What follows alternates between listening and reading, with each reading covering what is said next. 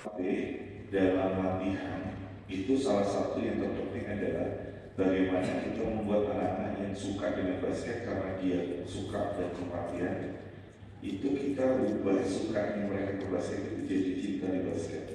Karena kalau suka doang, itu dia akan melakukan apa saja yang diperintahkan sama pelatih. Tapi kalau dia cinta dengan basket, di luar itu disuruh pelatih, dia akan melakukan itu di rumah. Atau dia akan melakukan itu untuk teman-temannya yang lain. Nah, permainan basket modern itu yang sukses atau yang bisa bertahan bukan yang paling jago, tapi yang paling versatile sekarang. Versatile itu apa ya? Versatile itu apa ya? Bisa jazz, fleksibel. Kalau dia cuma bisa attack najak apa kering basket doang, sudut gitu. Di Indonesia, di Malang mungkin bisa, tapi pada saat kita keluar yang jaga 2,11 m, kalau kata kawan ini nyangkut di katanya orang kan gitu. Nah, maka kalau seandainya anak itu punya kelebihan yang lain, bisa dia dipakai, tapi kalau enggak, tidak bisa. Nah, itu nanti akan kita bahas. Itu kenapa di Alex Salama bilang specific skill, bisa katakan cara nembak yang benar itu diajarkan hanya di dua fase. Di fase pertama dia mengenal basket, dan di fase terakhir pada saat dia di tim pro-nya tugasnya emang jadi shooter. Tapi sebelum itu nggak boleh, kita harus mengajarkan semuanya ke dia. Nah, nyambung sama strength condition power body, coach ada yang namanya PHP, big high, bukan big apa ya, BYD. Hal sama V-nya itu high velocity, P-nya siapa? Kalau ultra itu di 11-12, ultra di 13-14. Nah, high velocity itu mengatakan bahwa dalam usia tersebut, average pemain putri itu dalam satu tahun dia bisa naik 12 cm. Itu yang paling maksimal di usia 11-12 tahun kali putri, yang putra di usia 13-14 tahun. Nah, yang jadi masalah adalah bagaimana kita mendampingi mereka di usia itu, dan yang lebih penting lagi adalah sebelum masuk usia itu, sehingga pada saat nanti tumbuh kembangnya ini maksimal. Ada di buku FIBA Basketball for Young Player ngomongin masalah physical conditioning, ngomongin di bab tentang latihan fisik, babnya itu bentuk tubuh, apa ya bahasa Inggrisnya di situ ya, body pattern development. Nah, judulnya itu, babnya itu body pattern development. Jadi bagaimana latihan-latihan yang membentuk bentuk tubuh untuk ideal. Latihannya banyak di situ. Simple banget. Contoh, jalan pakai bola, bolanya dijepit sama tumit, bolanya nggak boleh nyentuh lantai. Pertama-tama anak-anak yang ngelakuin itu bakal begini nih jalan, kayak Frankenstein gitu. Tapi kalau mereka udah paham bagaimana nekuk lutut, bagaimana nekuk ekornya, maka jalannya nggak kayak Frankenstein, dia bisa jalannya nekuk. Nah, akhirnya kita nggak lihat anak-anak sekarang SMA itu banyak. Nah, saya nonton beberapa kali DBL, itu banyak yang pada saat jalan, kalau kata salah satu strength conditioning Mas Bin, mereka jalannya ada pakai hamstring. Rekan-rekan pasti lihat pemain itu, banyak pemain yang jalannya itu kayak dibuat di kaki, tuk sampai mentok lurus itu. Kalau kita nonton pemain basket pro, gak ada kakinya lurus kalau jalan, pasti dia sebelum lurus sudah napak gitu. Tapi anak-anak itu jalannya begitu, tuk gitu. Kalau sering lurus ini bilangnya jalannya ada pakai hamstring.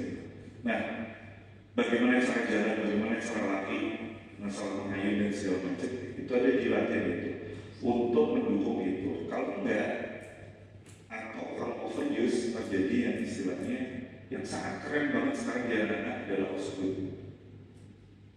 Osgood itu kan ototnya udah memanjang, tapi tulangnya nggak memanjang. Jadi akhirnya numpuk di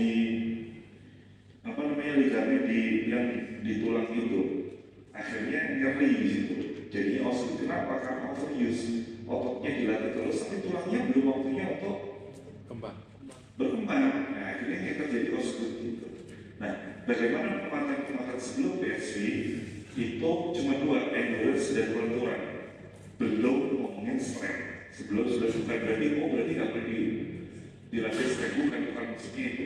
Tapi yang diutamakan adalah endurance dan kelenturan sebelum fase PSV. Nah kalau udah PSV baru udah, karena kan udah maksimal tuh tubuhnya tuh, bukan berarti nggak bisa lebih tinggi lagi, tapi pertumbuhan maksimalnya 12 cm satu tahun itu udah terlewati. Mungkin tahun berikutnya numbuh tinggi tapi cuma 10 cm atau 9 cm. Nah bagaimana supaya dan segala macam. Nanti kita bahas masalah strength conditioning lower body ini sangat tricky. Saya lompat dulu ke detail periodisasi. Coach yakin atau enggak ada pemain yang setia sama kita kecuali namanya Sintayong, dan Sintayong udah dipecat. Enggak ada pemain yang setia sama kita. Mereka itu pasti berjuang tiga, main di tim, main di daerah, main di sekolah, dan itu semuanya picknya nggak sebarang. Makanya periodisasi sekarang itu nggak dipakai, tapi kita pakainya ya undulating.